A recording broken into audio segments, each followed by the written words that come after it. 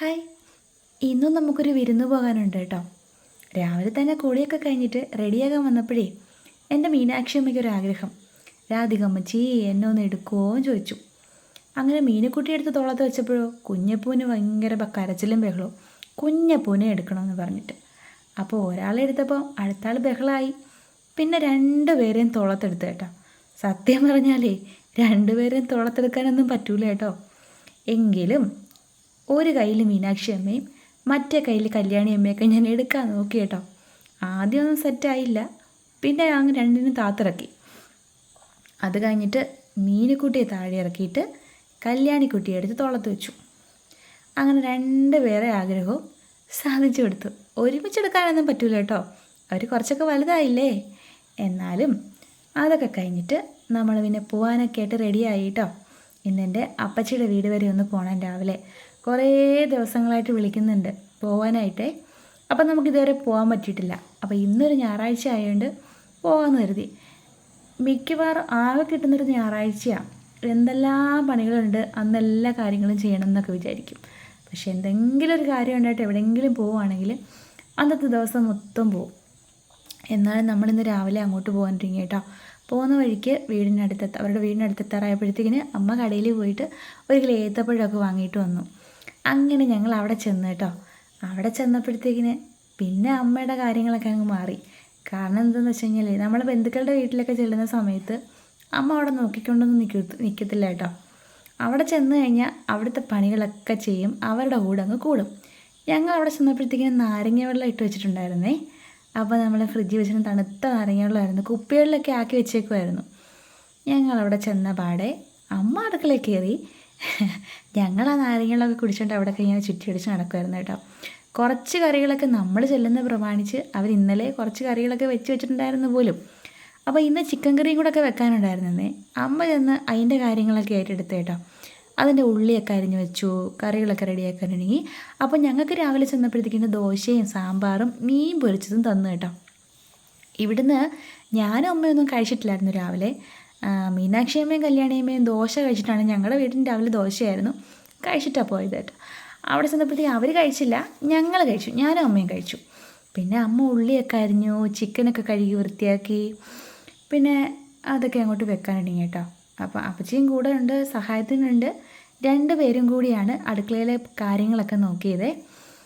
ഞങ്ങളുടെ വീടും നേരത്തെ ഇതേപോലെയുള്ള വീടായിരുന്നു കേട്ടോ.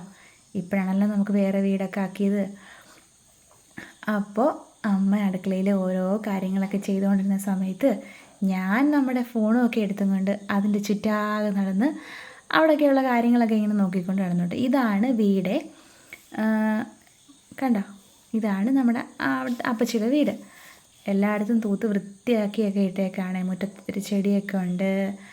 അധികം ആഡംബരങ്ങളൊന്നുമില്ല, എല്ലാം സാധാരണ പോലെ തന്നെ. അപ്പോൾ കുറച്ച് ഇരിക്കാനൊക്കെ ആയിട്ട് കുറച്ച് കസേരയൊക്കെ മുറ്റത്ത് കൊണ്ടിട്ടിട്ടുണ്ട്. പിന്നെ കുറച്ച് അവിടെ ഞാൻ കണ്ടൊരു പ്രത്യേകതയുള്ള കാര്യം എന്ന് വെച്ച് കഴിഞ്ഞാൽ അവിടെ ഒത്തിരി പൂച്ചക്കുട്ടികളുണ്ട് കേട്ടോ. അപ്പച്ചിക്ക് കൂട്ടായിട്ട് ഒരുപാട് പൂച്ചക്കുട്ടികളുണ്ട്. നമ്മുടെ വീട്ടിൽ പൂച്ചക്കുട്ടിയൊന്നുമില്ല. അപ്പോൾ അതിനെയൊക്കെ അവിടെ പിടിച്ച് അടച്ചിട്ടേക്കാണ്. കുറേ പേരൊക്കെ അവിടെയൊക്കെ ഞാൻ കണ്ടു. പിന്നെ മീനുക്കുട്ടിയും കല്യാണിക്കുട്ടിയും കഴിക്കാനൊക്കെ ആയിട്ട് കുറച്ച് മിച്ചറൊക്കെ കൊടുത്തു കേട്ടോ. അവരത് അവിടെ നിന്നാണ്ട് വാരി കഴിച്ചു. ഞാനതിൻ്റെ ഇടയ്ക്കൂടെ പോയിട്ട് ഞാനും എടുത്ത് കഴിച്ചു. അമ്മയും കഴിക്കുന്നുണ്ടായിരുന്നേ. ആ പൂച്ചക്കുട്ടികളെ കണ്ടോ, ഒരു വീടിനകത്തും പുറത്തുമൊക്കെ ആയിട്ടാണ് കേട്ടോ. ഏകദേശം ഒരു 8-9 പൂച്ചക്കുട്ടികളുണ്ട്. ഇത് വലിയ പൂച്ചകളാണ്. ഇതിൻ്റെ കുഞ്ഞു കുഞ്ഞു പൂച്ചക്കുട്ടികളുണ്ട്.